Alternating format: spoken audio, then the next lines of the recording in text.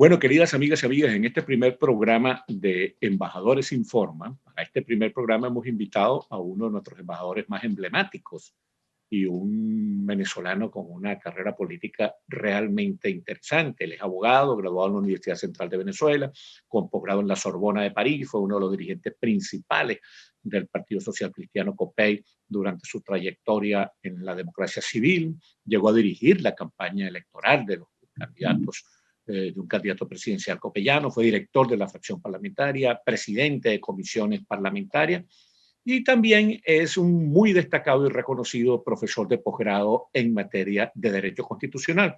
Estamos hablando de nuestro embajador en la Organización de Estados Americanos, OEA, Gustavo Tarre Briceño. Bienvenido, Gustavo, ¿cómo está la cosa? Muchísimas gracias, Alexis. Un poco exagerada la presentación, pero se agradece. Bueno, uno con los amigos siempre es muy exagerado. Fíjate lo que te voy a decir. Chicos, mira, hay una cosa que me preocupa, Gustavo, ¿no? Y por eso quería comenzar este programa nuevo contigo. Y es que se está hablando mucho de que se está debilitando la posición de Venezuela en la OEA, en la Organización de Estados Americanos. ¿Eso es verdad?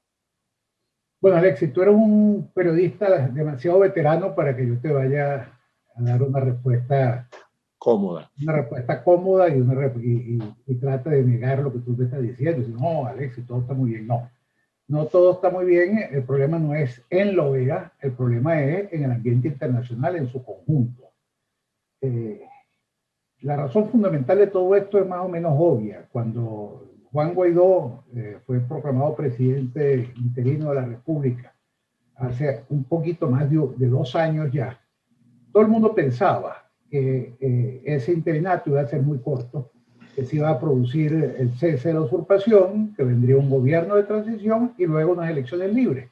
Que ya para estas alturas del año 2021 tendríamos un presidente constitucional con una asamblea funcionando y una democracia restablecida en Venezuela. Eso no ocurrió.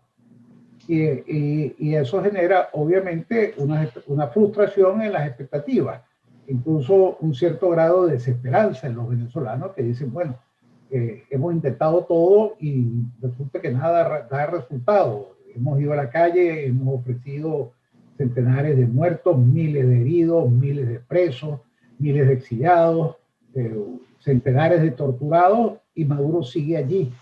Y bueno, eso obviamente genera en la comunidad internacional un cierto cansancio. Esta es una situación que es totalmente novedosa. Te lo puedo decir y puede sonar como un chiste, pero ya mi nombre aparece en los manuales de Derecho Internacional Público más recientes, porque el caso Gustavo Tarre, admitido como embajador en la OEA, estando un gobierno enemigo del Palacio Miraflores en Caracas, es un caso único en la historia del derecho internacional. Ha habido gobiernos en exilio, pero resulta que aquí tenemos 2 presidentes que, como dicen aquí en los Estados Unidos, viven en el mismo código postal. Es decir, ambos están en Caracas, eso no se había dado nunca. Y uno tiene embajadores en unos países, otro tiene embajadores en otros. Todo eso es muy novedoso. Pero yendo a tu pregunta, esto indudablemente genera un cansancio. Ha habido cambios de carácter geopolítico importantes, como son la derrota del presidente Macri y la llegada del presidente Fernández en Argentina, la llegada de Andrés Manuel López Obrador en México, que nos quitan 2 aliados extremadamente importantes. De los 5 grandes países de América Latina, todos estaban con nosotros y perdimos 2, México y Argentina. Luego tuvimos la gran esperanza con Bolivia, pero fue una esperanza de corta duración. Bolivia regresó bajo el control de gente que apoya a Nicolás Maduro. Y ahora Panamá, ¿no? Sí, y hay países como Panamá y República Dominicana que están dando unos signos que son preocupantes. En Panamá ocurre que hay el partido de gobierno, el PRD, es un partido vinculado a Martín Torrijos, vinculado al Grupo de Puebla, y aunque el presidente Cortizo ideológicamente no tenga mayores compromisos con ese sector ideológico, pues tienen un peso que está creciendo en Panamá. Entonces, bueno, están las elecciones de Ecuador, que todos estamos viendo cómo se desarrollan y que presentan un panorama muy incierto. Y bueno, y todo esto conduce a que la posición nuestra no es lo que era. Y esto ocurre fundamentalmente, Alexis, por una razón. El enfrentamiento no debía ser visto entre izquierda y derecha en el continente, sino entre un gobierno opresor y un pueblo oprimido. Y eso no debería tener distingos ideológicos. No hay torturadores buenos y torturadores malos. El rostro del torturado es exactamente lo mismo, así torture Pinochet o así torture Maduro, así torture Chapita o así torture Fidel Castro. Entonces, lamentablemente, eso no funciona en esta lógica que yo estoy planteando. Resulta, y uno lo ve en los debates de la OEA, que quienes se proclaman de izquierda piensan que todo lo que haga Maduro tiene alguna justificación, que el culpable es otro, que la culpa es de Trump, que la culpa es de las sanciones, pero cierran los ojos a los informes de la señora Bachelet, que no es precisamente una persona de derecha, pero que dirige la Oficina de las Naciones Unidas que tiene que ver con los derechos humanos, que ha sido absolutamente tajante en señalar el número de ejecuciones extrajudiciales que ha habido en Venezuela, los presos políticos, las torturas, la represión, la privación de derechos, etcétera, etcétera. Y sencillamente lo que hacen estos gobiernos es cerrar los ojos. Como viene de Maduro, esto es malo. Si viniera de un gobierno de derecha, es malo. Lo mismo que condenaban a Pinochet, condenan ahora, aplauden a Nicolás Maduro. Cuando la naturaleza real de los dos regímenes se parece mucho, con una sola diferencia: Pinochet era eficiente en el manejo de la economía y Maduro un desastre. Pero desde el punto de vista de los derechos humanos son más o menos la misma cosa, con el mismo nivel de muerte, de represión, de tortura, de exilio, etc. Ahora fíjate tú, tu rendimiento como embajador en la OEA. Si la gente tiene poca información, desafortunadamente por todas las limitaciones que tiene la información hoy en día para que nuestros funcionarios democráticos puedan hacer conocer su trabajo. ¿Cuáles son las cosas relevantes que tú has hecho en este periodo al frente de nuestra representación en la OEA? Bueno, en primer lugar, Alexis, sería un error que yo me atribuya el mérito de esos éxitos. Son éxitos de la política exterior del presidente Juan Guaidó. Son éxitos, además, son un reflejo de realidades, porque en estos organismos multilaterales uno puede tener una gran capacidad de convencer a los demás, pero no puede decir que un vaso vacío está lleno, ni viceversa. Claro.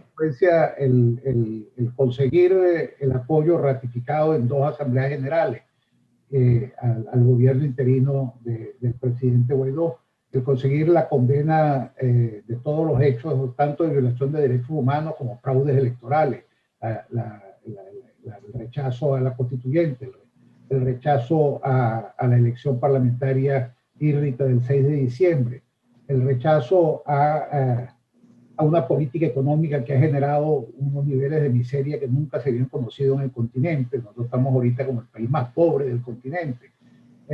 La condena a una crisis migratoria que pone en peligro la estabilidad socioeconómica de la región.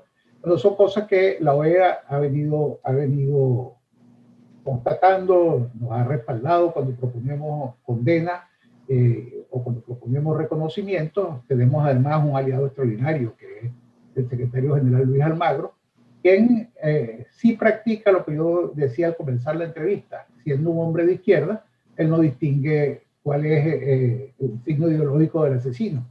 Asesino es asesino, así se proclama de izquierda o de derecha para Almagro, y así lo ha puesto en evidencia la OEA. Desde mucho antes de que yo llegara, venía Almagro unos señalamientos muy pertinentes, unos informes muy contundentes sobre la situación real de la dictadura. Sí, el secretario general Luis Almagro realmente ha tenido una conducta paradigmática como secretario general de la OEA.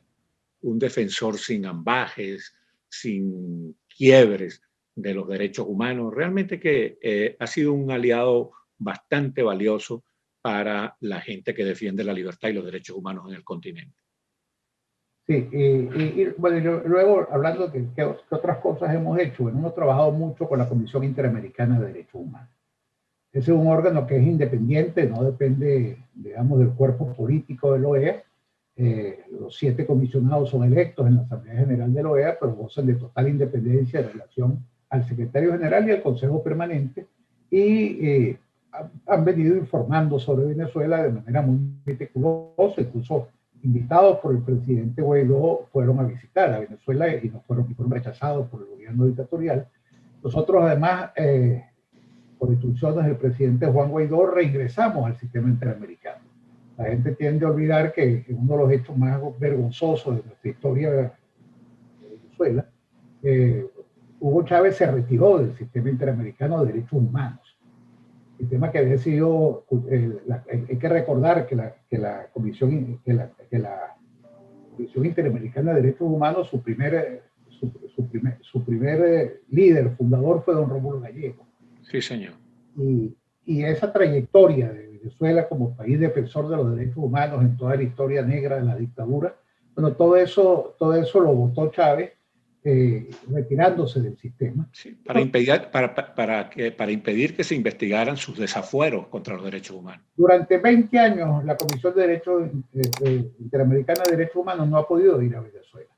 Hacer lo que se llama las visitas in loco, es decir, que no es que recogen información como lo vienen haciendo, sino que van al lugar, piden visitar las cárceles, piden visitar los tribunales, piden hablar con las víctimas. Bueno, nada de eso se puede hacer porque el gobierno de Maduro se niega.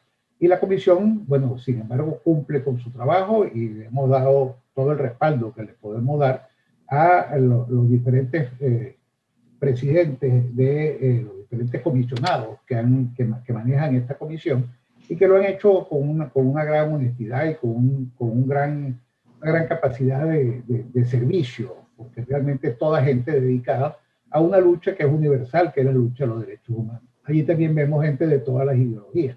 Claro. Realmente no ocurre lo mismo con los gobiernos.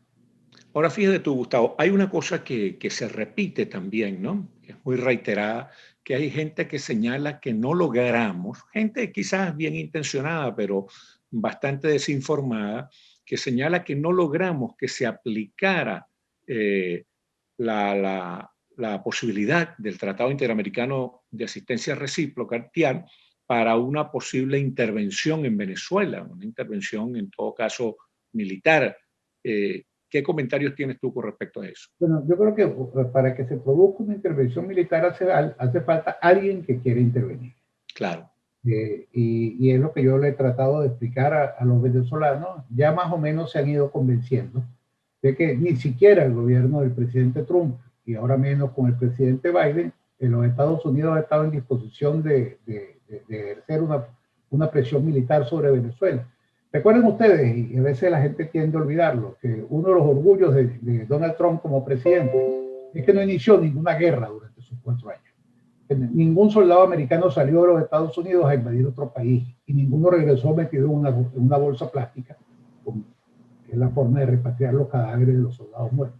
Eso lo dijo él en toda la campaña electoral. Entonces pensar que él iba a hacerlo en Venezuela era una utopía. El enviado especial para Venezuela, Elliot Abrams, lo dijo muy claramente. Nosotros no vamos a intervenir.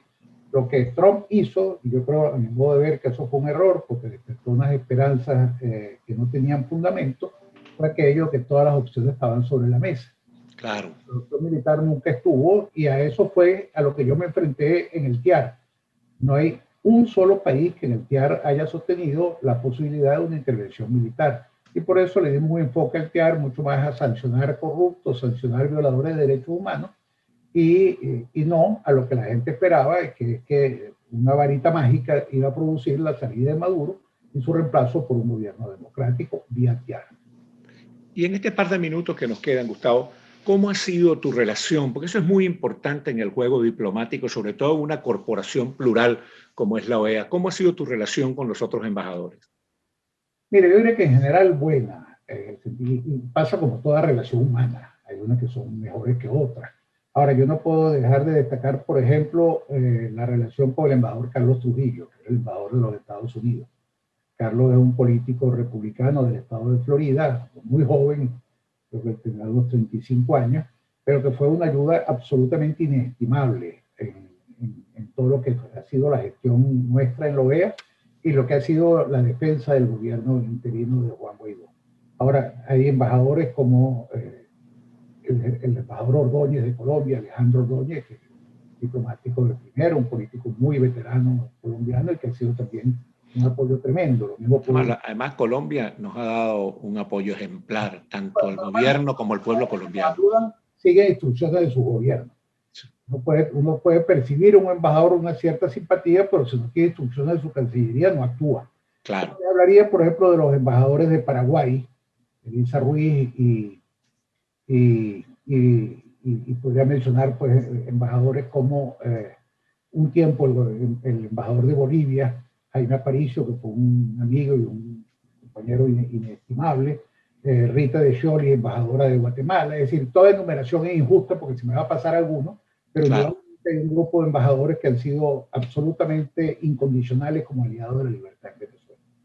Bueno, muy bien, muy bien. Gustavo Tarre Briceño, embajador del gobierno legítimo de Juan Guaidó en la Organización de Estados Americanos. Bueno, Gustavo, bien bueno que hayas podido informar sobre tu porque la gente necesita eso, saber lo que estamos haciendo para defender la democracia y la libertad de los venezolanos. Muchísimas gracias, Gustavo Tarre. Gracias a ustedes, Alexis, por esta invitación.